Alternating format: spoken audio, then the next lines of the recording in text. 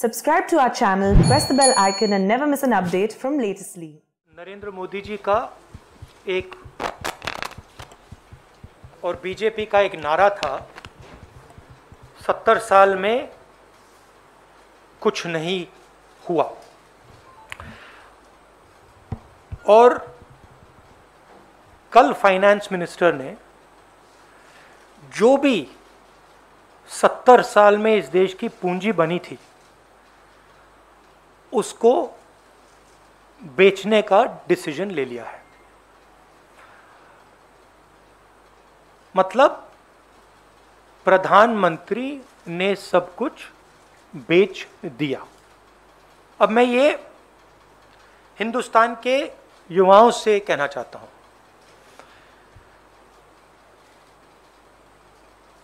आपके हाथ से रोजगार छीना, कोरोना में आपकी मदद नहीं की, आपके जो किसान माता पिता हैं उनके लिए 3 स्पेशल कानून बनाए। और आज मैं यहां ये पढ़ना चाहता हूं कि प्रधानमंत्री अपने मित्रों को हिंदुस्तान का क्या क्या बेचकर दे रहे हैं। और इसको पढ़ने से आपको पता लग जाएगा, मुझे कहने की भी जरूरत नहीं होगी कि कौन सा एसेट किसको जा रहा है और ये जो सिलेक्शन किया गया है ये किन लोगों के लिए किया गया है और किस प्रकार से उनको फ्री गिफ्ट दिया जा रहा है। तो शुरुआत करता हूं मैं रोडवेज। 1.6 लाख करोड़ रुपीस का gift, 26,700 kilometre national highways. Railways जो इस देश की रीढ़ की हड्डी है, जिसके बिना भाइयों और बहनों देश के गरीब लोग एक शहर से दूसरे शहर में नहीं जा सकते। आज जो लोग ट्रेन में बैठे हैं, आप सुनिए, 1.5 लाख करोड़ रुपए रेलवेज, 400 स्टेशन, 150 ट्रेनें, रेलवे ट्रैक और वुडशेड। और जो हमारे रेलवेज के एम्प्लॉई हैं, आप भी बात समझ लीजिए, जब ये रेलवे से छीनकर किसी प्राइवेट एंटिटी को दिया जाएगा तो आप समझ लीजिए आपके रोजगार का क्या होने वाला है। मुझे समझाने की जरूरत नहीं है। उसके बाद special gift power transmission, 42,300 circuit kilometres of transmission network. Power generation, 6,000 megawatt hydro solar wind assets from NHPC, NTPC, NLC. National gas pipeline, 8,000 kilometre GAIL की पाइपलाइन। किसको जा रहा है आप जानते हो। Petroleum pipeline, 4,000 kilometre Indian Oil Corporation and HCL की pipeline. Telecoms, 2.86 lakh kilometre of Bharat net fibre optic network. BSNL and MTNL के टावर्स। वेयर हाउसिंग, किसान भाई आप इसको अच्छी तरह सुनिए, वेयर हाउसिंग 29,000 करोड़ रुपीस की warehousing. 210 lakh metric tonne food storage.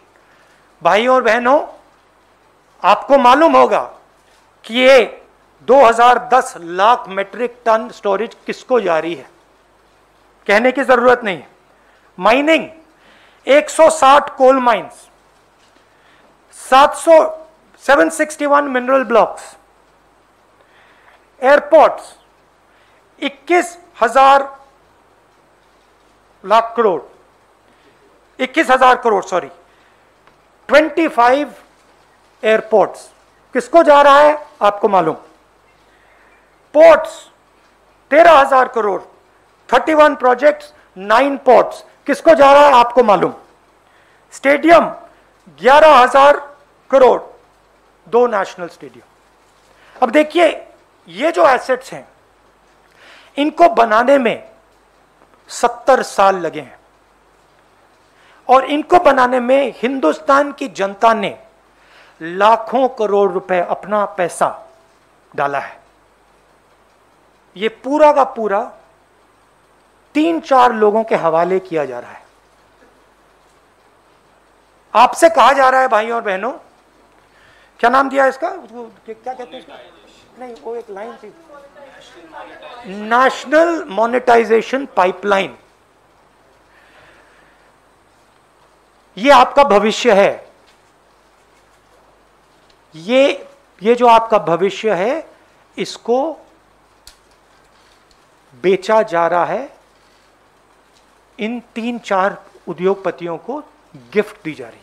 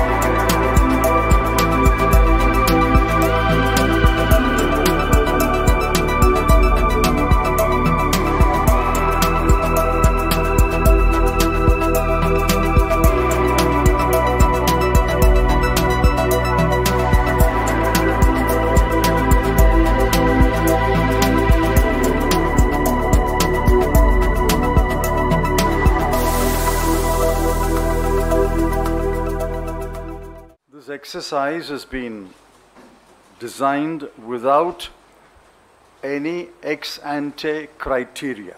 The government should have spelt out what its criteria were and what its goals were. You don't embark upon such a big exercise without first setting out the criteria and what your goals are. Number 2, you don't embark upon this exercise without consultation with stakeholders. Have the railway unions and employees been consulted? Have the port workers been consulted? Have those employed in warehouses been consulted? Have farmers been consulted? This is all hatched in secrecy in this wonderful organization called Niti Aayog.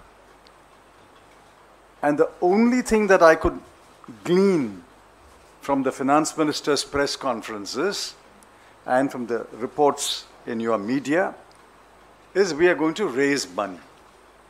Can that be a goal by itself? We are going to raise 1.5 lakh crore a year for 4 years. Can that be a sole goal to virtually sell assets built over 70 years? The numbers which Rahulji read are numbers which they hope to get by way of rent. You may call it by whatever name, but it's effectively rent. These are not the numbers of the money that is put in there. If you count the money that was put in to build, say, 26,700 kilometers of national highway and go down the line, it runs into a humongous amount of money.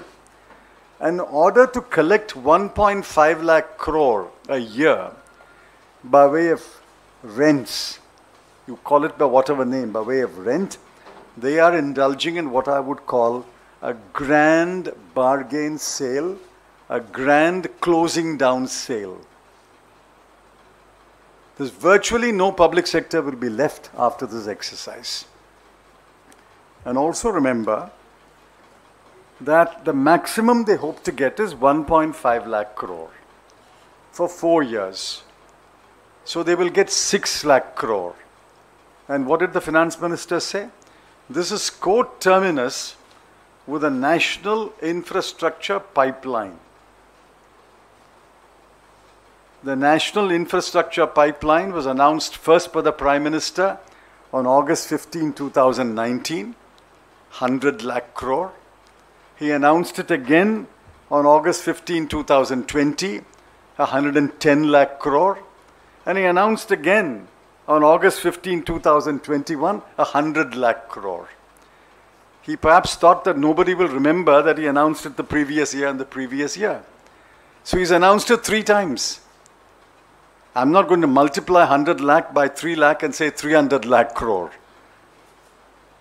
And you're collecting 6 lakh crore in 4 years to build 100 lakh crore infrastructure. What arithmetic is this? The maximum you will collect in 4 years is 6 lakh crore, but your infrastructure pipeline is going to cost you 100 lakh crore. I know that there are many magicians in this country, but I can't imagine a greater magician than this government. I think this is a scandal. People must begin to discuss this, debate it.